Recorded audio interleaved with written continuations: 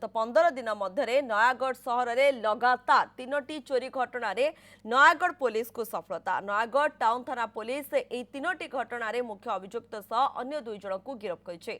गिरफ अभियुक्त माने हेले वैदेश्य थाना खजुरीपड़ा गाँव मनोज सिंह, से गाँव जड़े जय पाणिग्राही एवं बेगुनिया थाना ढोलपाटना गाँव सदाशिव सिरके।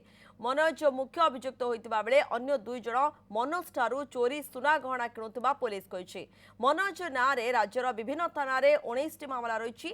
जय नाँ में गोटे एवं सदाशिव नाँ में 5टी मामला रही। अभियुक्त मानक 300 ग्राम सुना अलंकार, 160 ग्राम रूपा अलंकार, गोटे लैपटॉप, गोटे टैबलेट चोरी सुना बिक्री करी नुआ किना जाइथिबा गोटे ब्रिजा कार, बाइक, स्कूटी जबत करिछि पुलिस। यही जो 3 जन अक्यूज अच्छा विरुद्ध में पाखापाखि 30 टी मामला एवं पर्यंत जहाँ जना पड़ी।